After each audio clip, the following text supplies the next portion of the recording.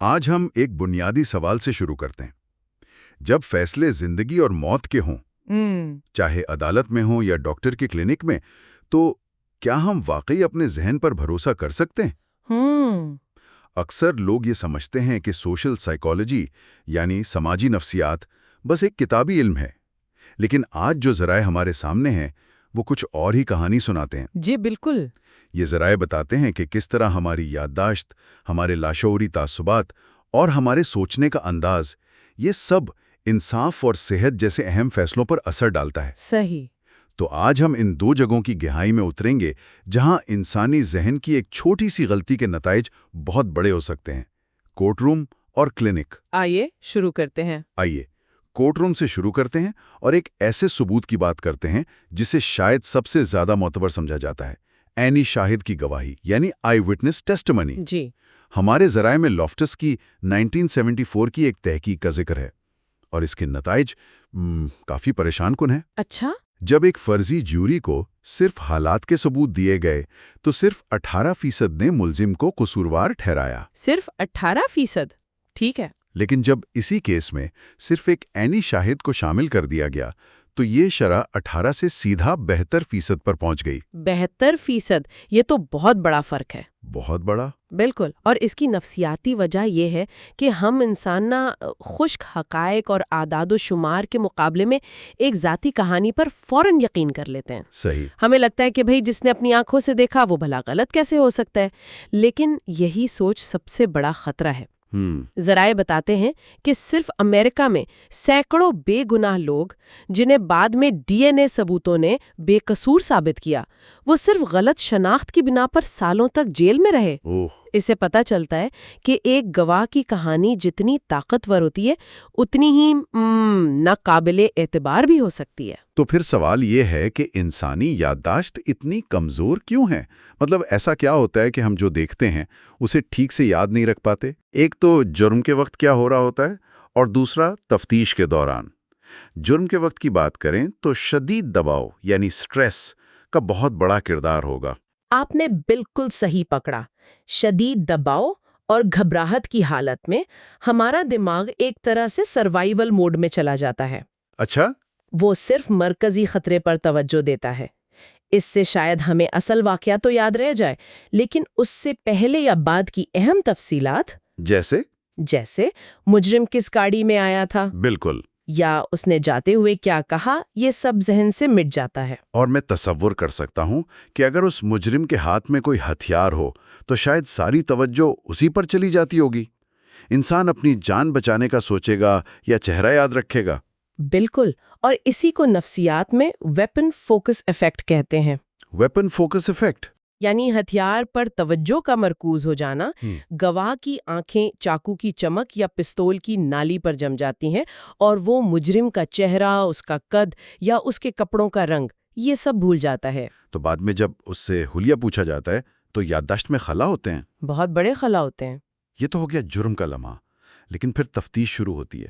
وقت گزرنے کے ساتھ ساتھ یادداشت پر کیا اثر پڑتا ہے؟ وقت یادداشت کا سب سے بڑا دشمن ہے، جسے ہم ریٹینشن انٹرول کہتے ہیں، یعنی واقع اور اسے یاد کرنے کے درمیان کا وقفہ۔ جتنا لمبا ہوتا ہے یادداشت اتنی ہی کمزور اور ناقابل اعتبار ہو جاتی ہے۔ صحیح۔ لیکن ایک اور چیز ہے جو اس سے بھی زیادہ خطرناک ہے، وہ ہے تفتیش کے دوران پوچھے جانے والے سوالات کا انداز، جسے سجیسٹیو کویسچننگ کہتے ہیں۔ ایک منٹ، تو آپ یہ کہہ رہی ہیں کہ ایک تفتیش کرنے والا پولیس آفیسر انجانے میں گواہ کے ذہن میں ایک چھوٹی یادداشت ڈال سکتا ہے صرف اپنے الفاظ کے چناؤ سے؟ یہ تو بہت خطرناک ہے۔ یہ صرف خطرناک نہیں، یہ حقیقت ہے۔ اس کی سب سے مشہور مثال لافٹس اور پالمر کی گاڑیوں والی تحقیق ہے۔ اچھا، وہ کیا تھی؟ جب گواہوں کے ایک گروپ سے پوچھا گیا کہ گاڑیاں آپس میں کیسے ہٹ ہوئیں، یعنی صرف ٹکرائیں، تو انہوں نے اوسط رفتار کم بتائی۔ ٹھیک ہے۔ لیکن جب دوسرے گروپ سے پوچھا گیا کہ گاڑیاں آپس میں کیسے سمیشڈ ہوئیں، یعنی پاش ہوئیں، تو اسی فلم کو دیکھنے والے لوگوں نے رفتار کو بہت زیادہ بتایا۔ صرف ایک لفظ بدلنے سے؟ صرف ایک لفظ، اور یہی نہیں، ایک ہفتے بعد ان سے پوچھا گیا تو انہوں نے یہ بھی کہا کہ انہوں نے ٹوٹے ہوئے شیشے دیکھے تھے، حالانکہ فلم میں کوئی ٹوٹا ہوا شیشہ تھا ہی نہیں۔ کمال ہے، مطلب ایک لفظ نے ان کی یادداشت کو بدل کر رکھ دیا ہے۔ بالکل۔ یہ تو واقعی چونکا دینے والی بات ہے۔ اچھا، ذرائع میں ایک اور تعصب کا ذکر ہے جس کا تعلق ہماری نسل سے ہے، اون ریس بائس۔ اس کا کیا مطلب ہے؟ یہ ایک نفسیاتی حقیقت ہے کہ ہم سب اپنی نسل یعنی ریس کے لوگوں کے چہرے زیادہ آسانی اور درستی سے پہچانتے ہیں، اچھا، جبکہ دوسری نسل کے چہروں کی تفصیلات یاد رکھنے میں ہم سے اکثر غلطیاں ہوتی ہیں۔ یہ جان بوجھ کر نہیں ہوتا، بلکہ ہمارا دماغ ان چہروں کو پہچاننے کا زیادہ عادی ہوتا ہے جو وہ بچپن سے دیکھتا آ رہا ہے۔ لیکن عدالت میں تو اس چھوٹی سی ذہنی کمزوری کے نتائج بہت سنگین ہو سکتے ہیں۔ بہت سنگین۔ تو اگر انسانی یادداشت اتنی ہی غیر معتبر ہے تو قانونی نظام اس مسئلے سے کیسے نمٹ سکتا ہے؟ کیا ہم ہمیشہ غلط فیصلوں کے خطرے میں ہی رہیں گے؟ نہیں، خوش قسمتی سے ذرائع کچھ ٹھوس حل بتاتے ہیں۔ پہلا قدم ہے تفتیش کے طریقے کو بہتر بنانا۔ وہ کیسے؟ اس کے لیے ایک ٹیکنیک استعمال ہوتی ہے جسے دی کوگنیٹو انٹرویو کہتے ہیں، یعنی سوچ کو بیدار کرنے والا انٹرویو۔ اچھا، اس میں گواہ پر سوالات کی بوچھار کرنے کے بجائے اسے پرسکون ماحول میں بٹھا کر کہا جاتا ہے کہ وہ اس دن کے موسم، اپنی کیفیات، آوازوں اور ہر چھوٹی سے چھوٹی تفصیل کو یاد کرے۔ مطلب اسے بولنے دیا جاتا، ٹوکا نہیں جاتا۔ بالکل، اس سے یادداشت کی درستی کافی بہتر ہو جاتی ہے۔ اور شناختی پریڈ کے بارے میں کیا خیال ہے؟ کیا اسے بھی بہتر بنایا جا سکتا ہے؟ جی بالکل، روایتی شناختی پریڈ جسے سائملٹینیس لائن اپ کہتے ہیں، اس میں تمام مشتبہ افراد کو ایک ساتھ کھڑا کر دیا جاتا ہے۔ ہاں، فلموں میں ایسے ہی دکھاتے ہیں۔ جی، اس میں مسئلہ یہ ہے کہ گواہ سب کا موازنہ کر کے اس شخص کو چن لیتا ہے جو اسے مجرم سے سب سے زیادہ ملتا جلتا لگتا ہے، چاہے اصل مجرم وہاں موجود ہی نہ ہو۔ اوہ، اچھا۔ اس کے بجائے سیکوینشل لائن اپ زیادہ مؤثر ہے، جہاں ایک وقت میں صرف ایک شخص کو دکھایا جاتا ہے۔ اس سے کیا فرق پڑتا ہے؟ اس سے موازنہ کرنے کا دباؤ ختم ہو جاتا ہے، اور سب سے اہم ہدایت یہ ہے کہ گواہ کو صاف صاف بتایا جائے کہ ہو سکتا ہے کہ اصل مجرم ان میں سے کوئی بھی نہ ہو۔ یہ چھوٹی سی بات غلط شناخت کے امکان کو آدھا کر دیتی ہے۔ ٹھیک ہے، تو ہم تفتیش اور شناخت کے عمل کو بہتر بنا سکتے ہیں، لیکن آخر میں فیصلہ تو جوری نے کرنا ہوتا ہے نا؟ ان کا کیا کردار ہے؟ ان کا کردار سب سے اہم ہے، اور اس کے لیے آخری قدم ہے جیوری کو تعلیم دینا، یعنی ایجوکیٹ جورز۔ مطلب انہیں یہ سب باتیں بتائی جائیں؟ جی، ماہرین نفسیات عدالت میں آ کر جوری کو ان تمام عوامل جیسے ویپن فوکس ایفیکٹ یا سجیسٹو کویسچننگ کے بارے میں بتا سکتے ہیں۔ صحیح۔ اس سے جوری صرف یہ نہیں دیکھتی کہ گواہ کتنا پر اعتماد ہے، بلکہ وہ ان وجوہات کو بھی سمجھتی ہے جن کی وجہ سے ایک پر اعتماد گواہ بھی غلطی پر ہو سکتا ہے۔ یہ تو ہوئی گواہی کی بات، لیکن فیصلے صرف ثبوتوں پر نہیں ہوتے، آخر میں انسان ہی فیصلہ کرتے ہیں۔ ذرائع میں ایک ایسی بات کا ذکر ہے جو ہمارے انصاف کے تصور پر ہی سوال اٹھا دیتی ہے، اور وہ ہے ملزم کی ظاہری شکل، یعنی فزیکل اٹریکٹیونیس۔ جی، اور یہ ایک ایسی حقیقت ہے نا جسے تسلیم کرنا تھوڑا مشکل ہے۔ مائیکل ایفرن کی 1974 کی تحقیق سے یہ بات سامنے آئی کہ پرکشش ملزمان کو جوری لاشعوری طور پر کم قصوروار سمجھتی ہے۔ کم قصوروار؟ جی، اور ان کے لیے کم سزا تجویز کرتی ہے۔ بعد میں ڈاؤنز اینڈ لائنز نے حقیقی عدالتی مقدمات کا جائزہ لے کر اس بات کی تصدیق کی کہ ججوں نے کم پرکشش ملزمان پر زیادہ بھاری جرمانے اور ضمانت کی رقم عائد کی۔ لیکن یہ کیسے ممکن ہے؟ مطلب کیا آج کل کے جوری ممبرز اتنے سادہ ہیں؟ کیا وہ واقعی کسی کے خوبصورت ہونے کی وجہ سے اسے معاف کر دیں گے؟ یہ بات ہضم نہیں ہوتی۔ دیکھیں، یہ شعوری فیصلہ نہیں ہوتا، یہ ایک لاشعوری تعصب ہے جسے ہیلو ایفیکٹ کہتے ہیں، کہ جو خوبصورت ہے وہ اچھا بھی ہوگا۔ اچھا۔ اور یہ صرف خوبصورتی کی بات نہیں، ایک اور طاقتور عنصر ہے جوری سے مماثلت، یعنی سملیرٹی ٹو دی جوررز۔ اس کا کیا مطلب ہے؟ جب ملزم کی نسل، مذہب یا سیاسی خیالات جوری کے اراکین جیسے ہوتے ہیں تو ان کے دل میں اس کے لیے ایک نرم گوشہ پیدا ہو جاتا ہے۔ یہ تو ہم میں سے ایک ہے والا احساس انصاف کے ترازو کو ایک طرف جھکا سکتا ہے۔ تو جو کچھ ہم نے عدالت میں دیکھا وہ یہ ہے کہ ہمارا ذہن مسلسل حقیقت کو اپنی مرضی سے توڑ موڑ رہا ہے، ہمارے یادداشت دھوکہ دیتی ہے، ہمارے فیصلے تعصبات سے بھرے ہیں۔ یہ سوچنا ہی خوفناک ہے کہ یہی ذہنی کمزوریاں ایک اور جگہ بھی کام کر رہی ہیں جہاں فیصلے اتنے ہی اہم ہوتے ہیں، ڈاکٹر کا کلینک۔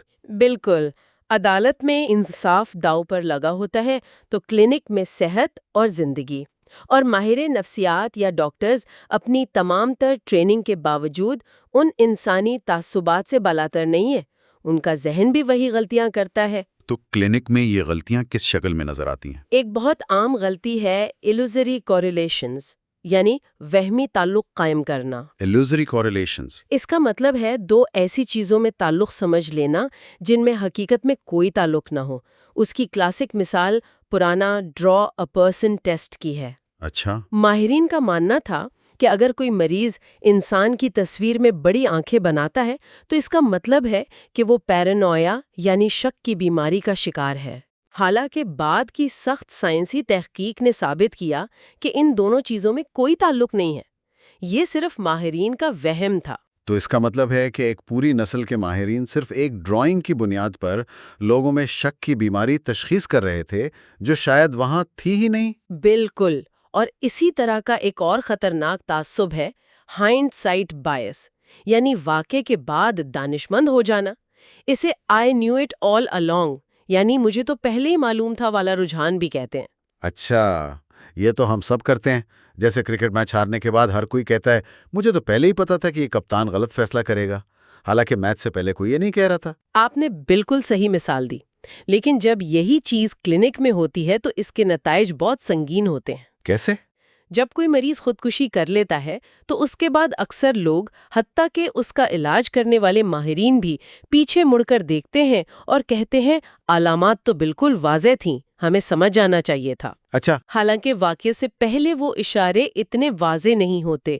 یہ تعصب نہ صرف غلط تشخیص کی طرف لے جاتا ہے بلکہ ماہرین اور خاندان والوں کے لیے شدید احساس جرم کا بھی باعث بنتا ہے، اور اسی سے جوڑا ہے اوور کانفیڈنس کا مسئلہ، جہاں ماہرین اپنی ذاتی بصیرت پر اعداد و شمار سے زیادہ بھروسہ کرنے لگتے ہیں۔ یہ تو ہوئی ماہرین کی بات، اب مریض کے ذہن کی طرف آتے ہیں۔ ذرائع میں ڈپریشن پر بہت تفصیل سے بات کی گئی ہے کہ کس طرح ہمارے سوچنے کا انداز ہی ہمیں ایک جال میں پھنسا دیتا ہے۔ جی، اور اس کا تعلق ایک خاص قسم کے سوچنے کے انداز سے ہے جسے ڈپریسو ایکسپلینیٹری سٹائل کہتے ہیں۔ ڈپریسو ایکسپلینیٹری سٹائل یعنی مایوس کن وضاحت کا انداز۔ اس کا مطلب ہے کہ ڈپریشن کا شکار شخص جب بھی کسی ناکامی کا سامنا کرتا ہے تو وہ اس کا الزام 3 طریقوں سے خود کو دیتا ہے۔ کون سے 3 طریقے؟ پہلا، سٹیبل، وہ سوچتا ہے یہ مسئلہ ہمیشہ رہے گا، کبھی ٹھیک نہیں ہو سکتا۔ دوسرا، گلوبل، وہ سوچتا ہے یہ ناکامی میری زندگی کے ہر پہلو کو برباد کر دے گی۔ ہر پہلو کو؟ میں ہی برا ہوں۔ یہ سوچنے کا انداز اسے ناامیدی کے گہرے کنویں میں دھکیل دیتا ہے۔ اور ذرائع کے مطابق یہی سوچ ایک شیطانی چکر یعنی وشس سائیکل کو جنم دیتی ہے جہاں سے نکلنا مشکل ہو جاتا ہے۔ بالکل، یہ ایک نہ ختم ہونے والا سلسلہ بن جاتا ہے۔ منفی سوچ منفی رویے کو جنم دیتی ہے۔ جب کوئی منفی سوچتا ہے تو وہ لوگوں سے کٹنا شروع کر دیتا ہے۔ صحیح۔ لوگ اس سے دور ہوتے ہیں جو اس کی اس سوچ کی تصدیق کرتا ہے کہ مجھے کوئی پسند نہیں کرتا۔ اس سے اس کا موڈ مزید خراب ہوتا ہے، جو مزید منفی سوچ کو جنم دیتا ہے۔ یہ چکر خود کو مضبوط کرتا جاتا ہے۔ اور یہی چیز تنہائی اور سماجی بے چینی میں بھی ہوتی ہوگی۔ جی، لونلینس اور سوشل اینگزائٹی میں بھی یہی ہوتا ہے۔ تو اگر ہماری سماجی سوچ ہمیں ان چکروں میں پھنسا سکتی ہے تو کیا یہی علم ہمیں ان سے نکالنے میں بھی مدد کر سکتا ہے؟ جی بالکل، اور علاج کے طریقے بھی اسی نفسیات پر مبنی ہے۔ پہلا قدم ہے بریکنگ وشس سائیکلز، یعنی اس شیطانی چکر کو توڑنا۔ وہ کیسے؟ اس کے لیے رویے میں ایک چھوٹی سی مثبت تبدیلی لائی جاتی ہے، جیسے ڈپریشن کے مریض کو صرف 5 منٹ کی چہل قدمی پر آمادہ کرنا۔ اچھا۔ جب وہ یہ کر لیتا ہے تو اس کی سوچ میں ہلکی سی تبدیلی آتی ہے کہ میں کچھ کر سکتا ہوں، اور یہیں سے چکر ٹوٹنا شروع ہوتا ہے۔ یعنی عمل سے سوچ کو بدلنا، یہ بہت دلچسپ ہے۔ دوسرا طریقہ ہے سوشل سکلز ٹریننگ، خاص طور پر سماجی بے چینی کے شکار افراد کے لیے۔ انہیں ایک محفوظ ماحول میں بات چیت شروع کرنے، دوسروں کی بات سننے اور اپنی رائے کا اظہار کرنے کی مشق کرائی جاتی ہے، جس سے ان کا اعتماد بحال ہوتا ہے۔ ٹھیک ہے۔ لیکن سب سے طاقتور تکنیک ایکسپلینیٹری سٹائل تھراپی ہے، یہ ایک سوچ پر مبنی تھراپی ہے۔ اس کا مطلب یہ ہوا کہ لوگوں کو اپنی ناکامیوں کی کہانی دوبارہ لکھنا سکھایا جاتا ہے۔ میں امتحان میں فیل ہو گیا کیونکہ میں ناکارہ ہوں، کہ بجائے یہ سوچنا کہ میں اس بار فیل ہوا کیونکہ سوال مشکل تھے اور میری تیاری میں کمی تھی، اگلی بار بہتر کر سکتا ہوں۔ اچھا، آپ نے بالکل صحیح خلاصہ کیا۔ انہیں سکھایا جاتا ہے کہ وہ ناکامیوں کی وجوہات کو انٹرنل، اسٹیبل اور گلوبل سمجھنے کے بجائے ان کی بیرونی، عارضی اور مخصوص وجوہات تلاش کریں۔ یہ چھوٹی سی تبدیلی سوچ کے پورے نظام کو بدل دیتی ہے۔ آخر میں یہ ساری باتیں ایک نقطے پر آ کر جڑتی ہیں جس پر ہمارے ذرائع بہت زور دیتے ہیں: انسانی تعلقات کی اہمیت۔ جی، اور یہ شاید سب سے اہم سبق ہے۔ قریبی اور مضبوط رشتے، چاہے وہ خاندان ہوں، دوست ہوں یا کوئی کمیونٹی، ہماری ذہنی اور جسمانی صحت کے لیے آکسیجن کی طرح ہیں۔